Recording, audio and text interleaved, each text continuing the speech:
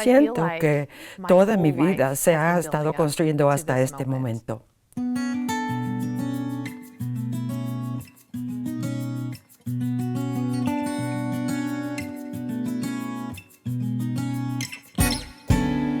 Me encantaba ir a campamentos de la iglesia cuando era niña y fui a cada uno de los campamentos a lo que pude. Fui como líder, como campera, como líder joven y dirigía fogatas.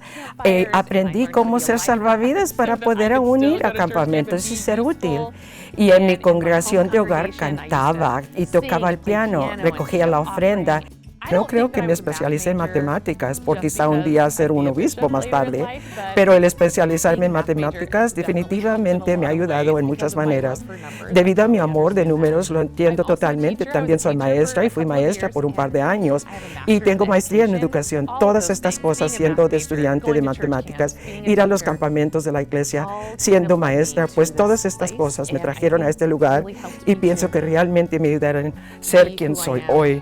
Siento un profundo sentido de llamamiento para ayudar a la iglesia en cualquier manera que puedo. Amo esta organización y quiero que tenga éxito. Y yo realizo que la parte del dinero y generosidad es absolutamente crucial y esencial para que la misión de la iglesia actualmente suceda.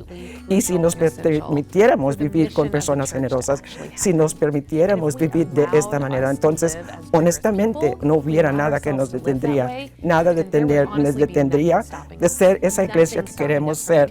La generosidad de amor a Dios, y una vez que nos permitimos ser verdaderamente generosas en la manera que Dios es generoso, Dios mío, ni siquiera puedo imaginarme a lo que esta iglesia podría convertirse. Yo pienso que una de las razones de las cuales fui llamada a la obispado presidencia es mi habilidad de hablar con personas, mi habilidad de ser relacional. Realmente amo a la gente. Yo pienso que uno de mis trabajos en obispado presidencia es ser relacional con personas y poder avanzar el mensaje de que queremos avanzar. Tengo 45 años y yo pienso que todo de mis trabajos es de hablar con personas de mi edad e incluso más jóvenes sobre la importancia de la generosidad, la importancia de la misión de la iglesia y hablarles y preguntarles qué tiene la iglesia que les da vida, qué les da ayuda, qué les da valentía, qué les da esperanza, qué es lo que quieren que la iglesia les dé más. Yo pienso que es un gran desafío, pero también es una gran oportunidad.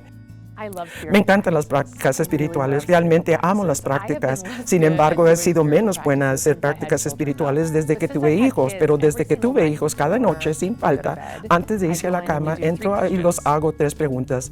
¿Qué cosa realmente buena ocurrió hoy? ¿Qué fue una cosa no muy buena que sucedió hoy? ¿Y dónde apareció Dios para ti hoy?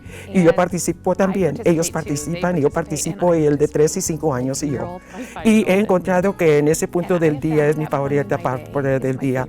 A veces, si no me puedo pensar de un momento con Dios, siempre dirán, cuando te abracé y te besé, mamita, me digo a mí misma, eso es lo que aceptaré cualquier día, así que ahora mismo es mi práctica espiritual. Si pudiera pedir cualquier cosa de la Iglesia Mundial, ¿qué sería? Yo le pediría a la Iglesia Mundial que simplemente se amen uno al otro, amarnos uno a los otros de la manera que se necesita para entendernos el uno al otro, amarnos el uno al otro e intentar de llegar a lo más profundo de quienes somos, de confiar el uno al otro, ser vulnerables el uno con el otro, porque creo que eso facilita esa comunidad que todos estos anhelamos tener. Suena tan sencillo y en alguna manera es súper sencillo y en unas maneras es tan complicado porque tenemos miedo de que si nos ofrecemos nuestro verdadero yo, ese verdadero yo puede ser rechazado. Así que sí, el amarnos uno a los otros, ser vulnerables, confiar, construir esa comunidad. Eso es lo que pediría la Iglesia Mundial. Y honestamente yo creo que actualmente hacemos un buen trabajo en hacerlo por la mejor parte. Pero siempre podemos ir más allá, siempre podemos hacer más. Y eso es el tipo de comunidad donde quiero que mis hijos crezcan. Y ese es el tipo de comunidad donde ya están creciendo en nuestra comunidad. Pero yo quiero aún más y yo quiero ser que se extienda más allá que solo nuestra iglesia.